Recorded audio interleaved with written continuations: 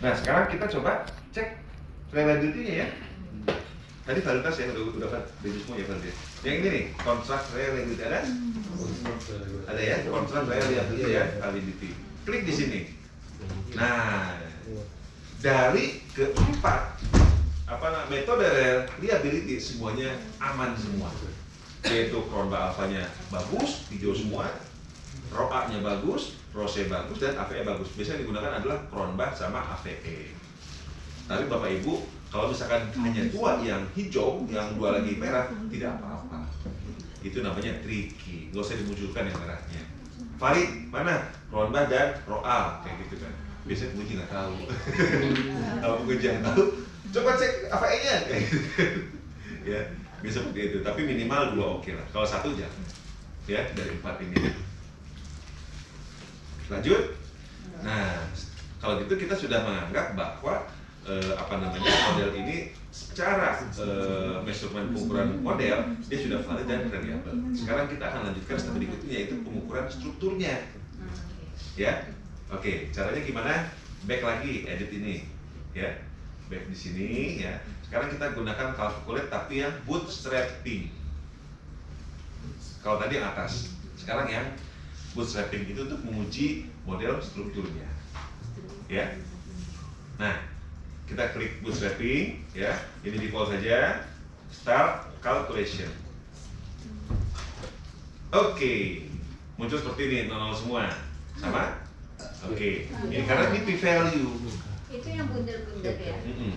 Yang layanan kenapa nggak ada nilainya? P-value, kita akan coba cek di sini nilai T-nya dimunculkan. P-value.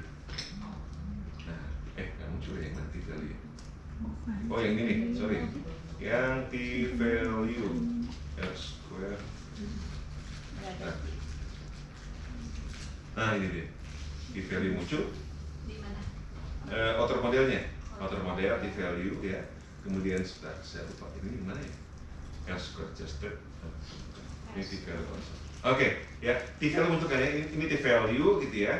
Kemudian juga ini T-value ya. Inner modelnya dan outer modelnya T-value. Ya. Oke, muncul angkanya kan? R square. Ini R square bebas lah, mau R square atau mau R adjusted juga sama aja. Ya. Tapi bisa digunakan ya R adjusted. Ya. Nggak muncul ya di lingkaran? Ya. Di lingkaran yang muncul. Di layanan nggak muncul. Oh, layanan nggak muncul karena dia kan variabelnya istilahnya independen. Seperti itu. Independen. Ya. Oke, saya akan jelaskan ya. Ini langsung menguji hipotesis. Angka-angkanya apa sih maksudnya? Saya gedein dulu. Nah, ini deh. Kita punya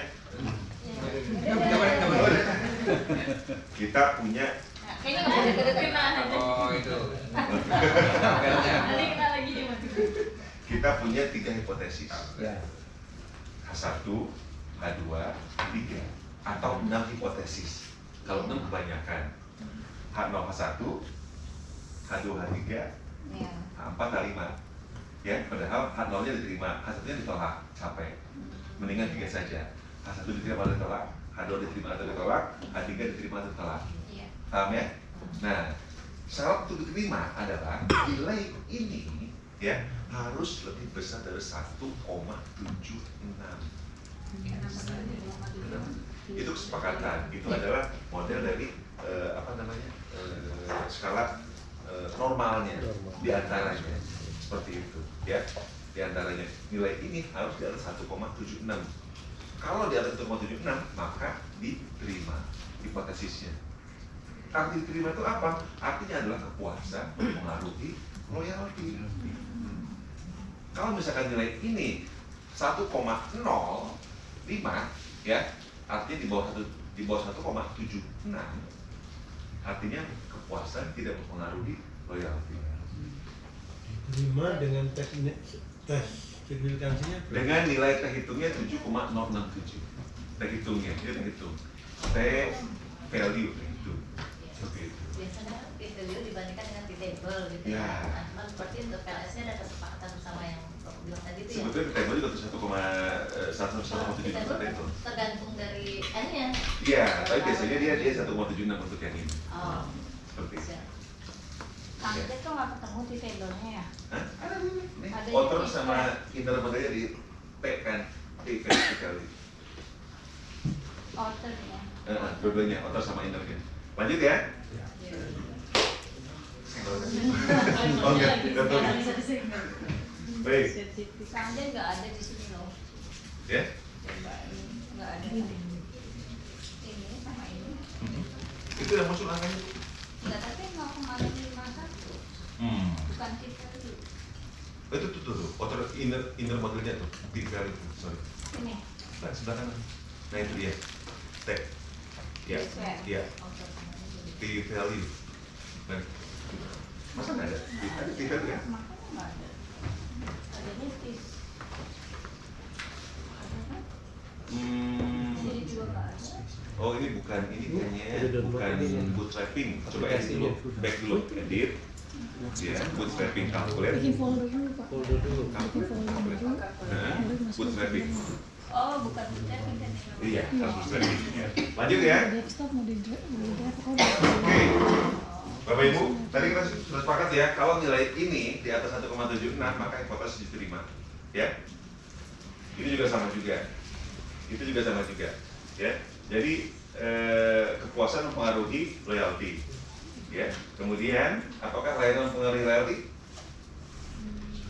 Hipotesis diterima? Ya. Apakah layanan mempengaruhi kepuasan? Iya. Ya. Oke, pertanyaannya, mana yang paling mempengaruhi yang mana?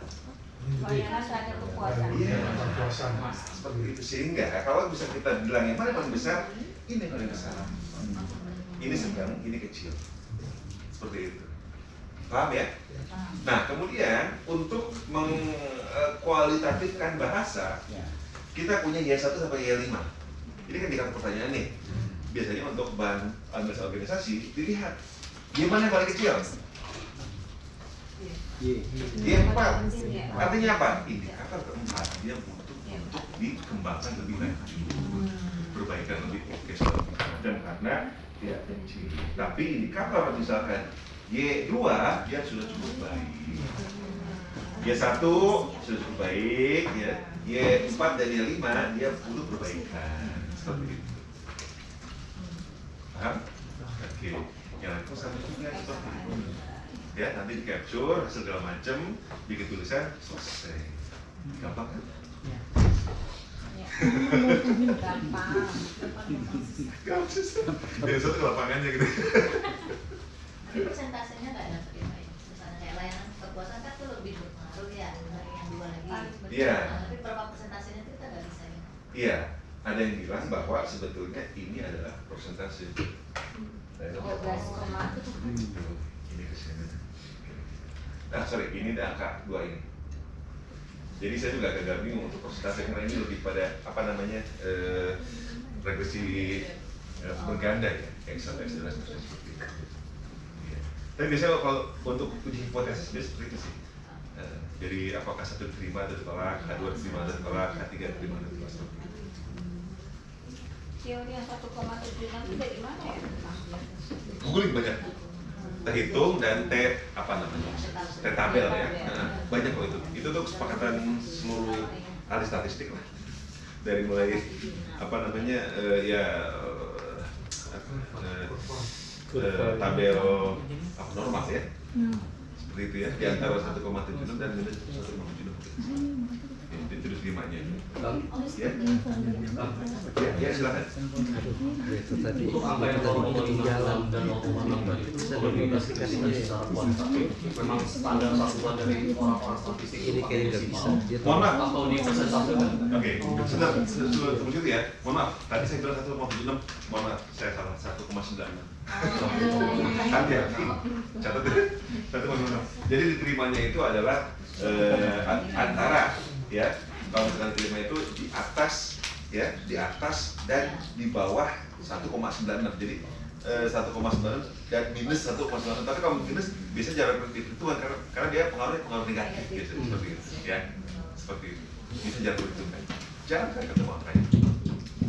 Ya, 1,96 mohon maaf, koreksi saya.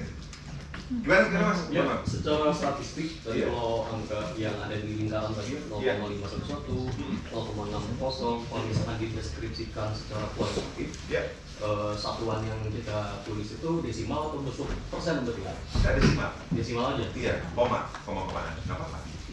Iya, seperti itu. Kalau mau dipresentasikan sih nggak masalah sih sebetulnya. Ini kan presentasi bisa dipresentasikan gitu ya di lokal ini, nggak masalah ya. Tapi kita jelaskan seperti ini, sudah jelas seperti itu. Siap, atur dulu. Nah, ada pertanyaan lagi kemudian, ya, apakah skala ordinal itu kemudian bisa dihitung menggunakan perhitungan matematika? Karena ordinal itu kan tidak cukup fleksibel ya untuk perhitungan matematika ya. Biasanya ordinal itu bahkan tidak bisa dirata-ratakan. Ordinal ya. Kita closing dulu. Ya. Iya, itu. Skala, ya. Skala pengukuran ya. Supaya Bapak Ibu ini ya paham. Ini akan muncul. Saya pun sudah kali-kali menguji ini muncul mana ya, skala pengukuran. Tapi dia lebih canggih.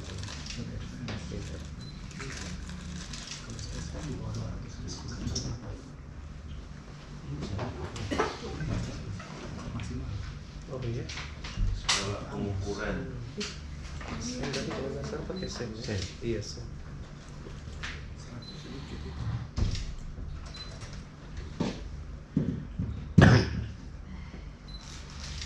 Ya, skala pengukuran data ya. Saya juga ini leader banyak.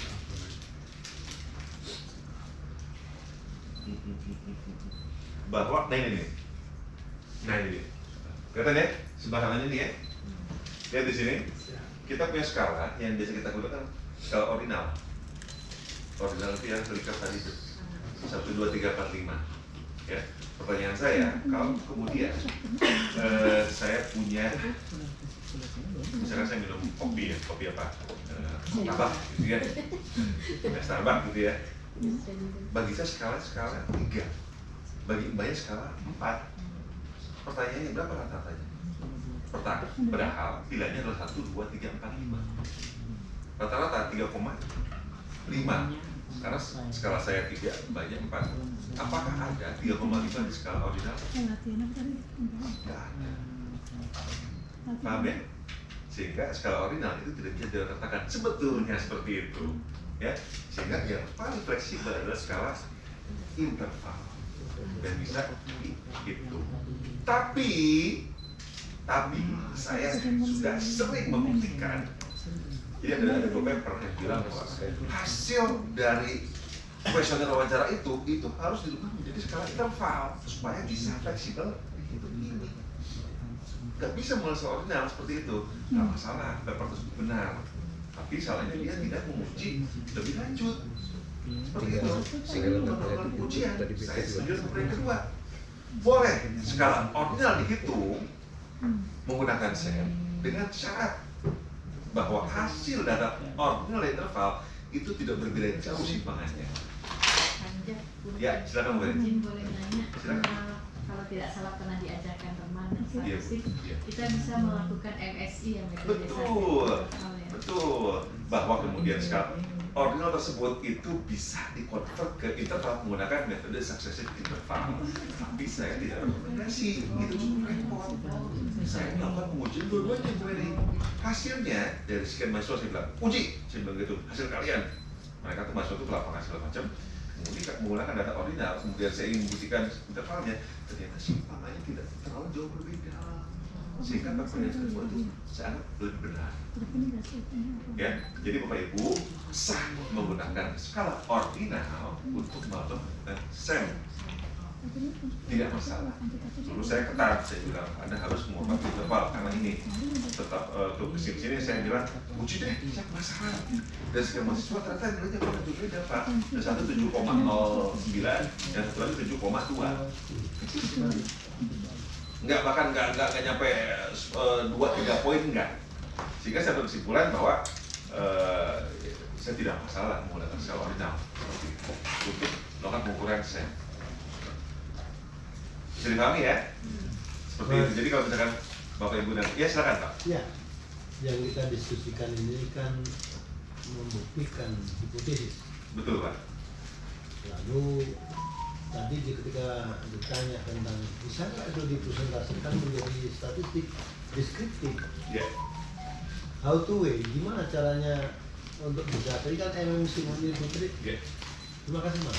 Ya. Statistik itu tidak deskriptif. Yang deskriptif itu kualitatif.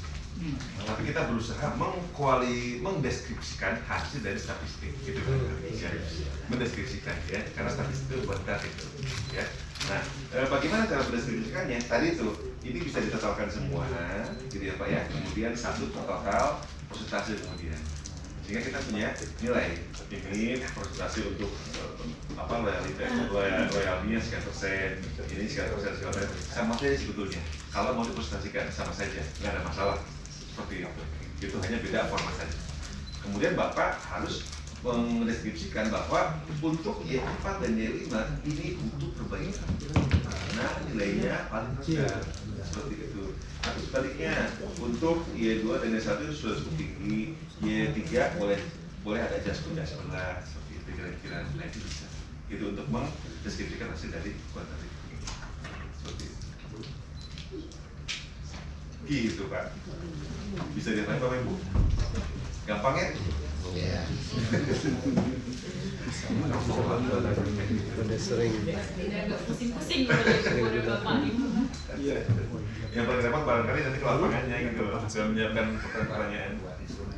Iya, buat instrumennya. Ya nanti mah barangkali materinya lebih kompleks lagi, nggak seperti ini gitu loh. Nanti X-nya ada banyak, kayak gitu, aduh banyak kesini, ini kemana, kayak gitu buatannya, nggak masalah. Ini saya kasih yang simpel, seperti itu. Sehingga sebetulnya kuantitatif itu jangan kemudian menjadi menakutkan ya. Ini